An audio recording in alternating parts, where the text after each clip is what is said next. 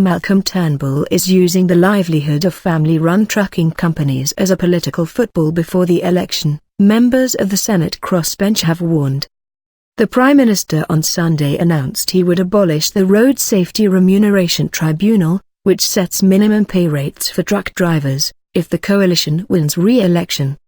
The government would introduce legislation to freeze pay in the interim, opening up another industrial relations battleground with the unions. But at least two key crossbenchers say the move puts owner-driver truck drivers, typically from small or family-owned businesses, in limbo. "I stand ready, willing and able to deal with it, legislation to abolish the tribunal, in the coming weeks," Nick Xenophon told Guardian Australia. "Bring it on now." The independent Senator Glenn Lazarus said he was disgusted by the prospect of dragging out the abolition of the tribunal over months. "The Turnbull government is just trying to buy votes and they are prepared to use mum and dad truckies as pawns in their own election campaign," he wrote on his Facebook page. "Owner-drivers are being decimated now. This should not be an election issue. This is an issue which should be solved now, not in August, not after an election." The former Prime Minister Tony Abbott supported the decision of Turnbull, his successor, to scrap the body, saying it was part of a sweetheart arrangement between Labour and the unions and adversely affects owner-drivers. "They shouldn't be penalised by this loathsome Labour legacy," he told reporters on Sunday. Neither Labour nor the Greens supports the abolition of the tribunal, meaning that the government would need the support of 6 of the 8 crossbenchers in this parliament to get the legislation across the line. Only one crossbench senator, the motoring enthusiast party's Ricky Muir, has publicly opposed scrapping it. It seems that the government is turning this into an ideological debate and is trying to use the fear of those owner-drivers who are concerned about the tool to gather votes in the upcoming election, Muir told Guardian Australia. "You don't throw the baby out with the bathwater." The remaining senators are mostly sympathetic to the need for a pay freeze but are awaiting further information before supporting the scrapping of the tribunal.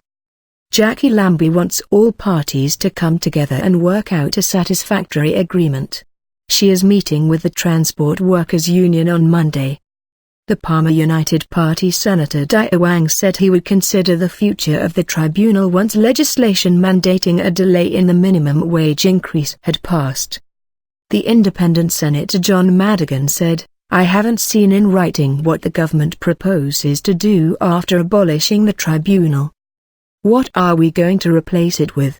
The devil is in the detail."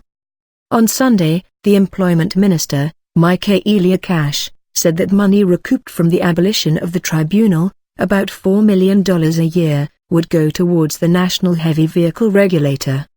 The head of the Transport Workers Union, Tony Sheldon, rubbished the regulator.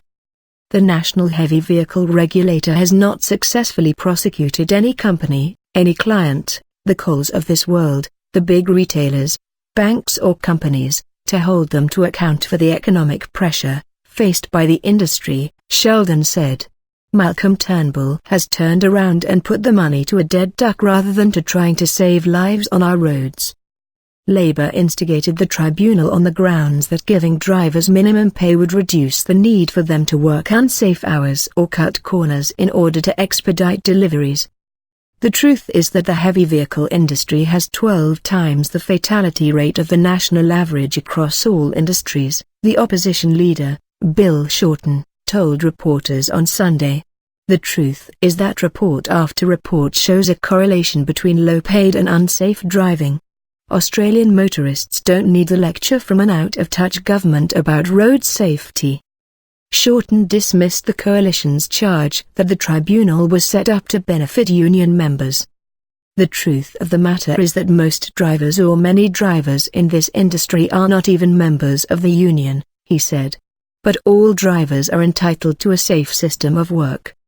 The tribunal is yet another industrial relations battleground for Turnbull, who has threatened to go to a double dissolution election in July if the Senate does not pass legislation relating to the establishment of a building industry watchdog.